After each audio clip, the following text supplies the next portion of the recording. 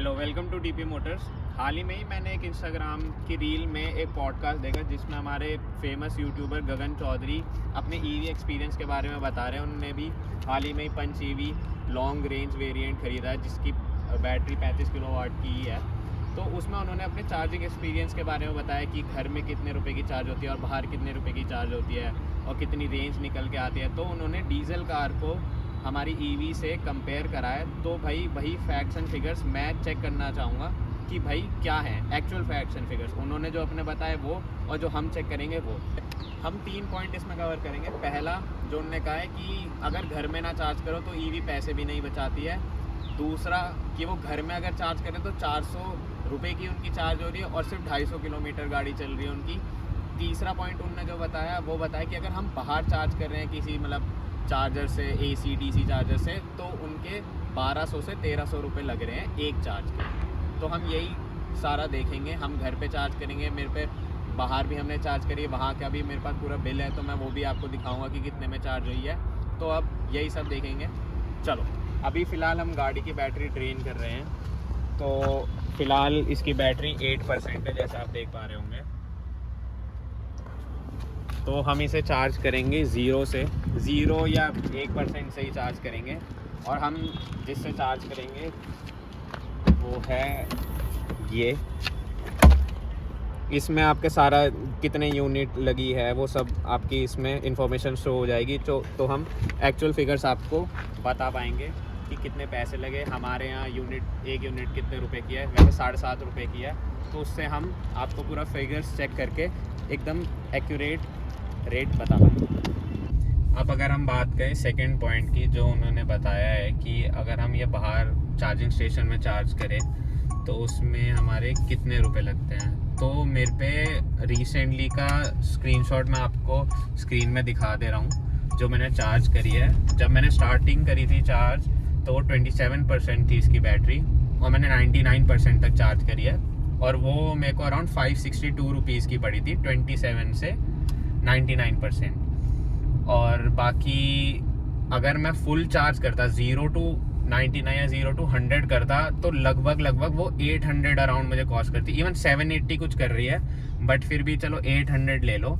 तो जो इन्होंने बोला है कि 1200 से 1300 रुपये, वो तो एकदम ही मतलब एग्जैजरेटेड कॉस्ट बताई है इनने कि भाई 1200 से 1300 रुपये। उससे कम से कम 400-500 रुपये का तो फ़र्क मैंने आपको दिखा दिया और मैं स्क्रीनशॉट डाल दे रहा हूँ। उससे आपको भी आइडिया हो जाएगा कि भाई हाँ कितने में चार्ज हो जाएगी। तो बैटरी आप देख सकते हैं 2% हो चुकी है। अब इससे ज़्यादा हम रिस्क लेंगे नहीं, पता चला फंस गए, धक्का लगाना पड़ रहा है। 2% में ही हम चार्ज पे लगा देते हैं गाड़ी और फिर आपको बताते हैं कि क्या रिजल्ट रहता है। भाई गाड़ी है 2% पे, अब लगा रहे हैं चार्ज पे। चलो, क्या क्या है इसमें, voltage, current, energy, power, frequency.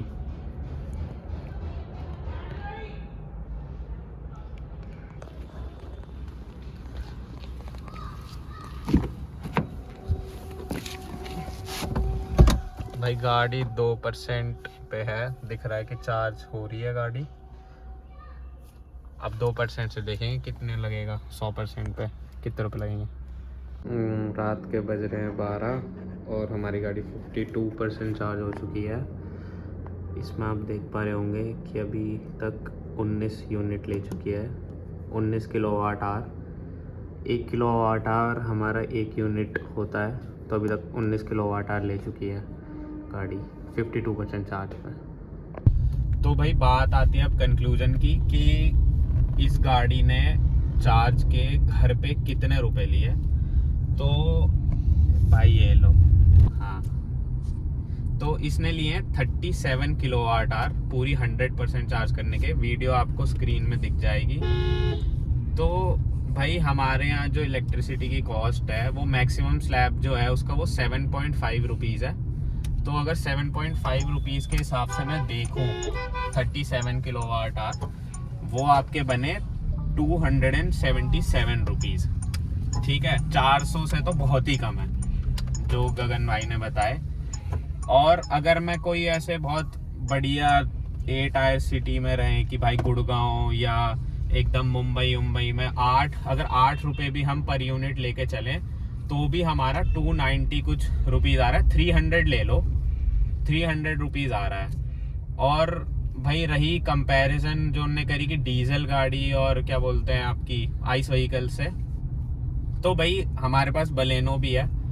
Baleno का जो हमने मैक्सिमम माइलेज आज तक निकाला है हाईवे में वो 24 kmpl का निकाला है।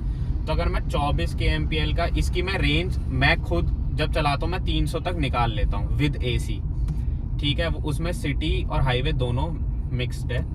तो वैसे अगर मैं इसकी 270 किलोमीटर भी लेके चल रहा हूँ कि 270 किलोमीटर अगर ये एक चार्ज में चल रही है तो हमारी बलेनो जो है वो कम से भी कम 1100 से 1200 रुपये लगेंगे उसे 270 किलोमीटर चलने में, अगर मैं 24 का माइलेज लेके चल रहा हूँ उसका। तो अगर हम इसे बाहर भी चार्ज करें तो ये 800 रुपये में फुल चार्ज हो रही है। तो आप खुद हिसाब लगा लो कि अगर हम बाहर भी चार्ज करेंगे ये तब भी आइस व्हीकल से सस्ती ही पड़ेगी, ये महंगी पड़ ही नहीं सकती। और बात रही अब कि गाड़ी क्या है, लेनी चाहिए नहीं लेनी चाहिए, उन्होंने कहा कि भाई सिर्फ घर में चार्ज करें तब पैसे बचते हैं। भाई वो सीधी सी बात है, जनता इतनी पागल नहीं है। जनता लेने से पहले पूरी रिसर्च करती है सारी कि भाई हर एक यूट्यूब चैनल में देखिए कि क्या हिसाब है गाड़ी का, कितने पैसे बचते हैं कितने नहीं बचते।